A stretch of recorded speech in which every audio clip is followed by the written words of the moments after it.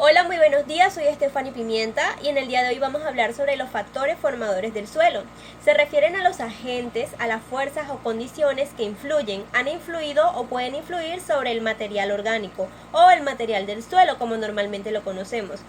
Dentro de esto podemos encontrar diferentes características. Una de ellas son los organismos, el clima, el relieve, el material parental, el tiempo, entre otros. Pero hablemos de estos que son los primordiales. Por ejemplo, en los organismos podemos encontrar los macroorganismos, los mesoorganismos y los microorganismos. Pueden ser de origen vegetal o de origen animal. Estos afectan directamente al suelo, ya sea de manera física o de manera química. Pueden también generar material orgánico y a la misma vez transformar los diferentes nutrientes para este mismo. También hablemos del clima. El clima es uno de los factores más activos sobre la evolución del suelo, ya que gracias a este se dan diferentes propiedades o diferentes factores, como por ejemplo la temperatura, las precipitaciones, los vientos y los diferentes fenómenos. También podemos hablar del material potencial o el material parental. En el material parental nos ofrece una característica o unas propiedades físicas o químicas. En las propiedades físicas podemos encontrar tanto el contexto, podemos encontrar la textura, la profundidad, la mineralización, y en las propiedades químicas podemos encontrar también el pH, si el suelo es fértil o no es fértil, y también el material orgánico de los diferentes suelos. También en la parte del relieve, como su nombre lo indica, podemos ver qué tan aproximado o cómo es el relieve y la pendiente. Estas afectan directamente a la acumulación o acarrea el material genético. Y cuando hablamos del tiempo, como su nombre lo dice, es para ver si el suelo en que nos encontramos, el suelo que vamos a estudiar, es un suelo joven, es un suelo maduro o es un suelo completamente evolucionado. Muy bien, ahora pasemos a hablar de las características químicas. Entre todos los procesos que se dan en el suelo, lo más importante son los intercambios iónicos y la fotosíntesis. Entre ellos se caracteriza mucho el pH, ya que es un factor fisioquímico más importante del suelo, ya que gracias a este se da la disponibilidad de nutrientes para las plantas y también cuenta con la capacidad de determinar la concentración de iones tóxicos. Dentro de esto también podemos encontrar el nitrógeno, ya que este elemento cuenta con la disponibilidad de ser mineralizado gracias a la materia orgánica y que depende también de los microorganismos que en este momento ellos posean. También encontramos la parte del fósforo. Cuando el pH es alto, la solubilidad del hierro y el aluminio también es alta. Un fósforo solublemente estándar, o por decirlo así, que se encuentra en un estado totalmente regular o bueno, se encuentra entre un pH aproximado de 6.5 y 7.5 para poder hacer su respectiva mineralización. Bueno, y ahora hablemos sobre las características biológicas. La biología es la ciencia que se encarga del estudio de los diferentes organismos que actúan sobre el suelo y que de alguna u otra forma modifican su forma, su estructura, su funcionamiento o su composición. Dentro de ellos tenemos los macroorganismos, que son organismos que podemos observar a simple vista, ya que cuentan con un tamaño aproximado de 1 centímetro de diámetro. Afectan directamente al suelo, ya sea de manera física o química. Dentro de estos podemos encontrar los vertebrados, los invertebrados, podemos encontrar insectos, milipies o antrópodos. Antrópodos como por ejemplo lo son los crustáceos, los vertebrados como por ejemplo pueden ser los animales silvestres, los invertebrados pueden ser los caracoles o las babosas. También podemos hablar de los mesoorganismos. Los mesoorganismos son aquellos que lastimosamente no podemos detectar a simple vista, pero que también juegan un papel importante y fundamental en la composición y estructuración del suelo. Los más importantes entre estos y sobresalientes son los nemátodos. También podemos hablar de los microorganismos. Los microorganismos son los principales responsables de las transformaciones químicas y correspondiente a los procesos de humificación y mineralización de la materia orgánica. Entre estos, los más importantes son los protistas. Son los que más se destacan en la composición, estructuración o formación del suelo. Buenos días, soy la ingeniera Gloria Daza. El día de hoy abordaremos el tema de microorganismos del suelo. Llamamos suelo a la parte más externa de la corteza terrestre, resultante de la meteorización de las rocas subyacentes y con características claramente diferenciadas de las mismas. La diversidad de los microorganismos que se encuentran en una fracción del suelo cumple funciones determinantes en la transformación de los componentes orgánicos e inorgánicos que se le incorporan. Esto permite comprender su importancia en la nutrición de las plantas al efectuar procesos de transformación hasta elementos que pueden ser asimilados por sus raíces. Entre los años 1890 a 1910 fue denominado la Edad de Oro de la microbiología del suelo, ya que fue la época en la cual se descubrieron muchas cosas como propiedades antibióticas de ciertos microorganismos como el hongo Penicillium gaucum contra las bacterias por el médico W. Roberts.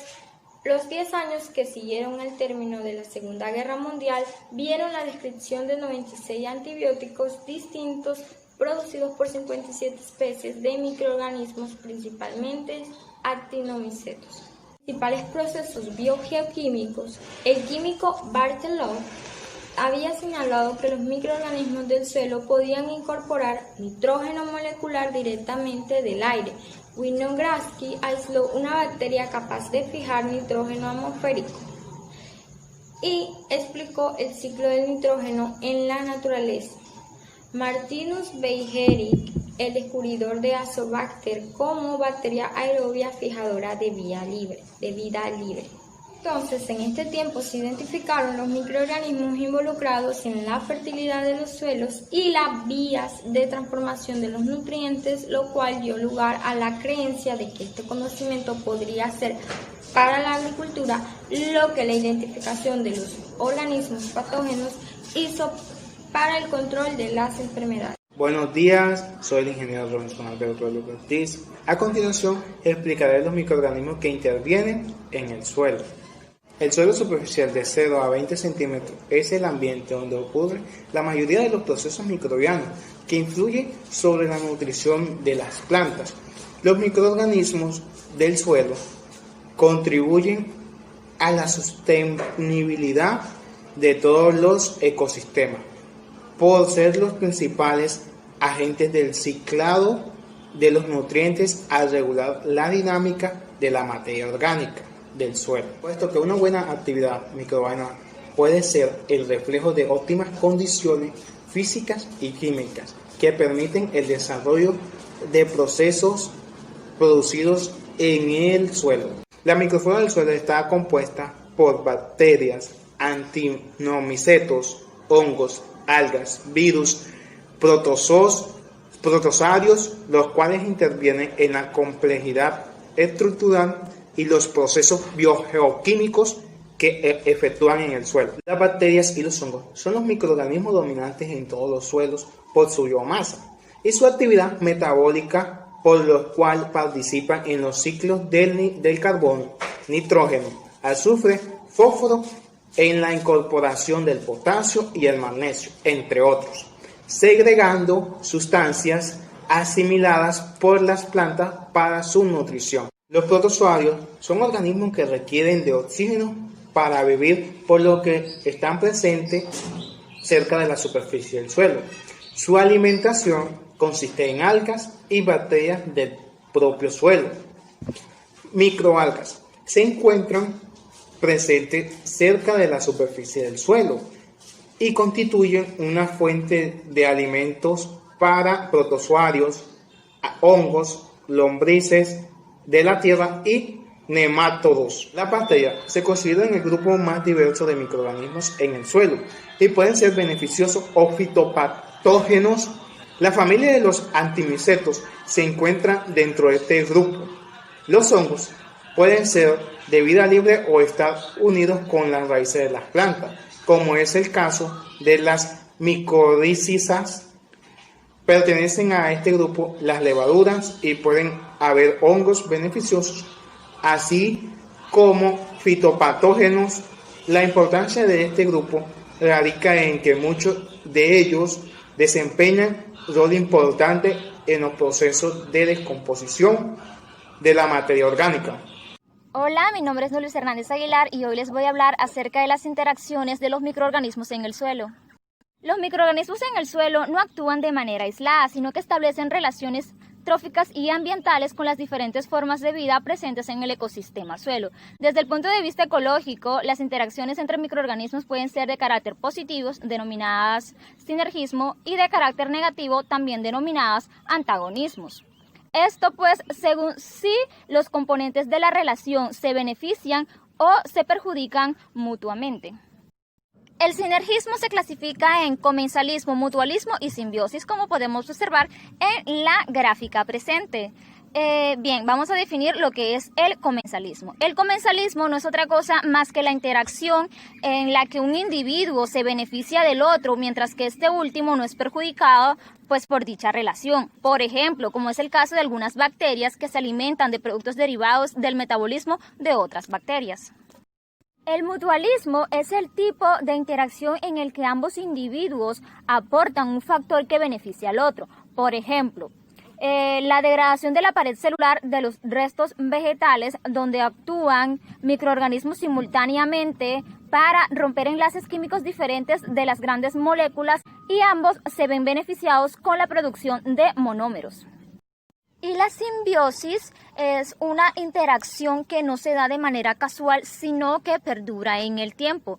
Generalmente posee especificidad entre los miembros. El ejemplo más notable de esta interacción son los líquenes, que son una simbiosis entre un hongo y una alga, con un grado de estrechez muy estricto, de tal manera que se le ha llegado a considerar como si fuese un solo organismo.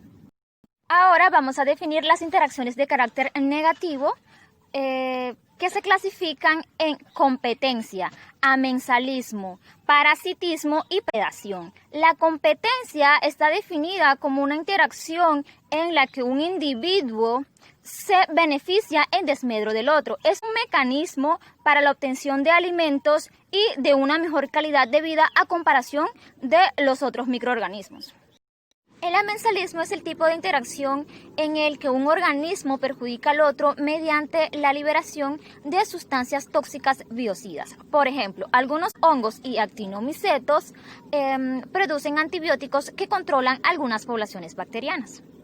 Y el parasitismo es la interacción entre dos organismos en la que uno de ellos utiliza el material vivo del otro por un extenso periodo de tiempo, llevándolo en algunos casos a la muerte. El ejemplo más significativo de parasitismo entre microorganismos lo constituyen los virus, que necesitan bacterias vivas para reproducirse.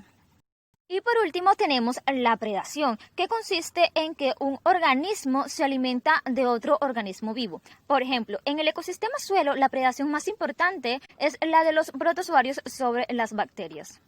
Buenas, mi nombre es Jennifer Arroyo Barón y hoy les voy a hablar sobre los beneficios de los microorganismos del suelo. Los microorganismos beneficiosos son los que viven en simbiosis con nosotros, como la flora intestinal. Son bacterias que viven en nuestro cuerpo protegiéndolo y a cambio obteniendo alimentos. La mayoría de los microorganismos se sitúan en el segundo grupo y no son nada peligrosos para nuestra salud. También algunos microorganismos del suelo son beneficiosos para la agricultura, como el grupo de especies bacterianas llamadas Rhizobacterium, que han desarrollado la capacidad de fijar el nitrógeno atmosférico por reducción a formas más beneficiosas. Las Lactobacillus es el nombre del género y Acidopilus es la cepa particular. Están naturalmente presentes en los productos lácteos, el yogur y otros suplementos dietéticos. En el cuerpo humano se encuentran en la cavidad oral, intestino, vagina, etc. Estas áreas tienen un pH ligeramente ácido debido a estos microbios. Esto ayuda a frenar el crecimiento excesivo de patógenos. En la vagina, estas bacterias producen ácido láctico que previene el crecimiento de hongos. Los microorganismos ayudan a fortalecer el sistema inmunológico. Algunos microorganismos beneficiosos para el ser humano son los probióticos, que son microbios vivos que pueden incluirse en la preparación de una amplia gama de productos, incluyendo alimentos, medicamentos y suplementos dietéticos. El tricoderma está compuesto por hongos que se encuentran presentes en forma natural en casi todos los suelos y hábitats del planeta. Es un Deuteromiceto, perteneciente al grupo de los hifomicetos, y se caracteriza porque se desarrolla rápidamente y emite gran cantidad de esporas verdes. Es un hongo que frecuentemente se encuentra sobre madera y tejidos vegetales en descomposición. Desventajas. Algunos microorganismos presentes en los suelos agrícolas pueden tener un efecto nocivo sobre el cultivo. Un ejemplo de estos microorganismos es el Phytophthora, el Fusarium, la Rhizoctinia, entre muchos otros. Causa. Muchos de estos microorganismos presentan una resistencia a los productos de control de cultivo, generando una mala calidad del suelo o una baja fertilidad, también una mala salud del cultivo o un bajo rendimiento y en pocos casos la pérdida total del cultivo. También pueden afectar el desarrollo fotosintético causando clorosis y necrosis tanto en tallos como hojas, lo que resulta una reducción en la translocación de aguas y nutrientes a través del sistema vascular. Los microorganismos patógenos están constituidos principalmente por hongos, omicetos, bacterias y virus. Algunos microorganismos descomponen los nódulos de las raíces, lixivian los nutrientes de la planta y reducen la eficiencia de la absorción y movilización de los nutrientes, conduciendo aún más la deficiencia de los nutrientes y el retraso en el crecimiento de las plantas. Hola, ¿qué tal? Mi nombre es Rosy Reynoso y hoy le vengo a hablar un poco sobre el papel de los microorganismos en el suelo en el calentamiento global. Bueno, como bien sabemos, los microorganismos están presentes en todos los lugares del planeta. Estos intervienen en numerosos procesos relacionados como los principales elementos químicos de la naturaleza, como lo son el nitrógeno y el carbono. Su papel es fundamental para los ecosistemas y el mantenimiento de la biodiversidad. Y también su estudio científico ha deparado en aplicaciones industriales y medioambientales presentes en nuestra sociedad. Algunos ejemplos de estas son la depuración biológica de las aguas residuales y los residuos orgánicos, de origen urbano y también basados en la descomposición de la materia orgánica por la acción microbiológica. Hoy en día podemos afirmar que existe un consenso científico sobre la importancia de su papel en las emisiones de gases de efecto invernadero. Sabemos que estos pueden contribuir directamente en la concentración de los 3 principales gases de efecto invernadero, como lo son el dióxido de carbono, el metano y el óxido nitroso. Yo vengo a hablar sobre los microorganismos en el suelo. Los microorganismos en el suelo contribuyen a la sustentabilidad de todos los ecosistemas, por lo cual los principales agentes en el ciclo de nutrientes al regular la dinámica de materia orgánica del suelo y la construcción de emisión de carbono de gases invernadero es la estructuración del suelo y retención de agua, el aumento eficaz de admisión de nutrientes por las plantas y el mantenimiento de salud vegetal. La mayoría de las especies vegetales de los ecosistemas terrestres establecen relaciones más o menos estrechas con los microorganismos litosféricos, que le permiten acceder a los nutrientes esenciales por su crecimiento. Entre los numerosos microorganismos que habitan en la rizósfera, que se influyen en las bacterias simbióticas fijadoras de nitrógeno.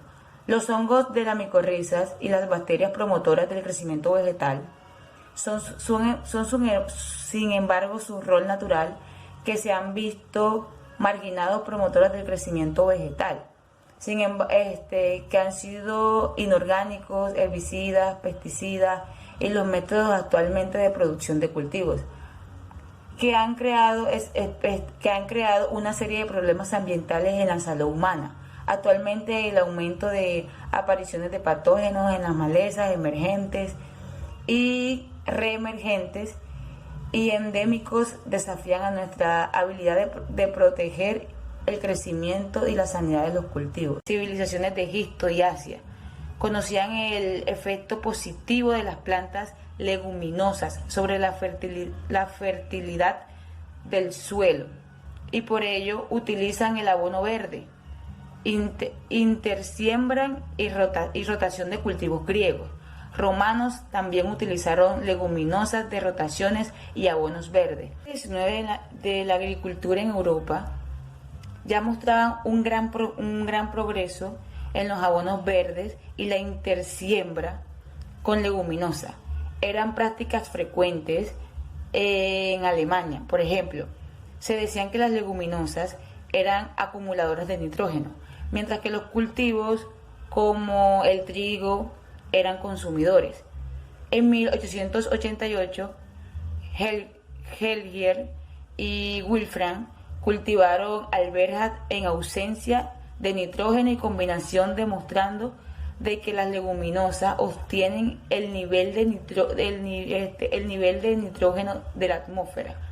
Mientras ello no ocurre, una planta como la avena, ellos observaron los módulos de las raíces, pero no fueron capaces de aislar la bacteria que obtuvieron.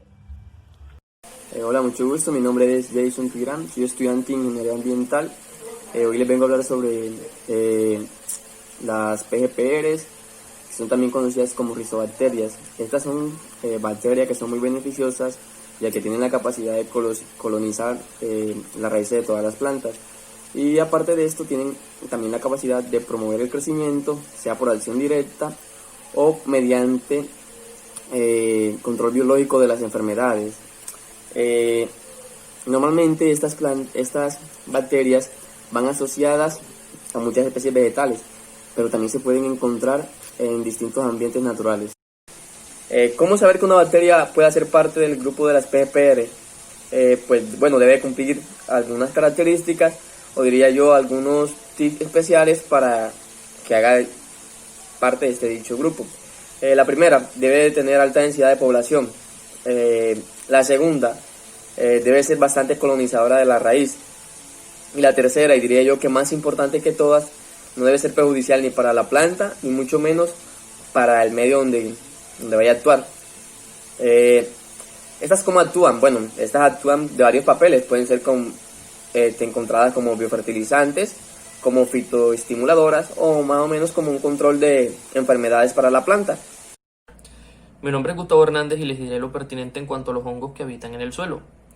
El suelo, siendo un ambiente con tantos componentes, pues suele convertirse en microecosistemas, y solo las raíces de un árbol pueden tener millones de microorganismos y también millones de hongos. Sin embargo, cabe recalcar que los hongos no son el grupo más numeroso, de hecho son uno de los menos numerosos, pero uno de los más importantes, como ya veremos a continuación. Los hongos suelen dividirse en 8 clases. Están los hipógeos, que son aquellos que viven debajo de la capa superficial del suelo. Sin embargo, deben estar a cierta distancia porque recordemos que los hongos son aerobios y dependen del oxígeno. Están los coprófilos, que viven sobre las heces de los animales, por lo tanto tienen una función de ayudar a controlar la materia orgánica de ese tipo en cuanto al suelo. Están los humícolas, que viven netamente de humus, por lo tanto dependen directamente de la presencia de lombrices en dicho suelo.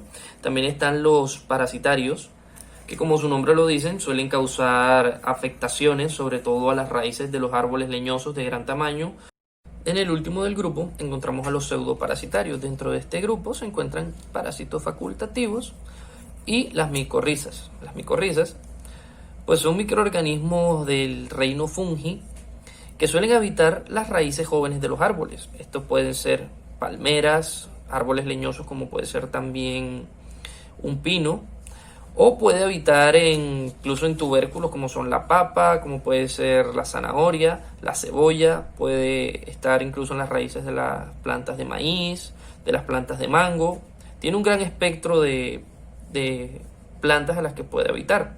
Al entrar en contacto con las raíces suelen envolverlas por completo, por lo que evita el contacto directo del suelo, evitando así también el contacto de agentes patógenos con las raíces de la planta, de igual forma aumentando su nivel de tolerancia a la salinidad del suelo y también a los desequilibrios del pH que éste puede experimentar. Los nutrientes, ya sean fosfóricos, nitrogenáceos o azufrosos, no van a llegar directamente a la raíz, sino que pasarán a través de las micorrizas. El metabolismo de estas es bastante desconocido. Sin embargo, se sabe que los productos que dan son de mucho mayor beneficio para la planta, dado a que empleará menor energía a la degradación de las moléculas que toma del suelo Y pues estos productos que dan, digamos que son de mucha mayor eficiencia energética y nutricional a la hora de producir ya sea frutas, flores o el crecimiento de la planta en sí. Se ha demostrado que en niveles de nutrición parecidas en los suelos, donde en ambos hay nutrientes suficientes para el desarrollo de la planta, aquellas que se encuentran micorrizadas tendrán un mejor desarrollo en general, una mejor estructura, una mayor rigidez y frutas de mayor tamaño. Por todo lo anterior mencionado, se empezó a utilizar en el sector agrícola inóculos de micorrizas en las plantaciones para ahorrar costos de los agroquímicos y de los pesticidas, que suelen ser bastante costosos, y esto trae un doble beneficio, dado a que, además de que es más económico, pues reduce la contaminación del suelo y de igual forma, por los procesos de escorrentía, reduciría la posible contaminación que pueda producirse en los cuerpos de agua cercanos. Habiendo ya mencionado algunos de sus beneficios, hay que mencionar que se dividen en 3 grupos. El primero de estos, las endomicorrizas, que se caracterizan porque penetran más allá de la epidermis de la pared celular de las raíces. Estas suelen ser las más abundantes, las más beneficiosas para la planta y las que tienen unas esporas mucho más resistentes, dado a que no necesitan contacto directo con la raíz y pueden permanecer inertes por mucho tiempo hasta que alguna planta entre en contacto con estas. De segundo encontramos a las ectomicorrizas, que estas suelen limitarse a la superficie de la epidermis de la pared celular, no penetran más allá, no tienen un carácter tan invasivo con estas. Estas, si bien representan un gran beneficio para las plantas, tienen esporas mucho más delicadas porque necesitan estar en contacto permanente con la planta y tienen una duración de 5 a 12 días. Y por último encontramos a las ectoendomicorrizas, que no es más que una combinación de lo anterior mencionado. Suelen tener un comportamiento dependiendo a cómo los niveles o parámetros del suelo se lo dispongan y son aún menos abundantes que las dos anterior mencionadas. Gracias.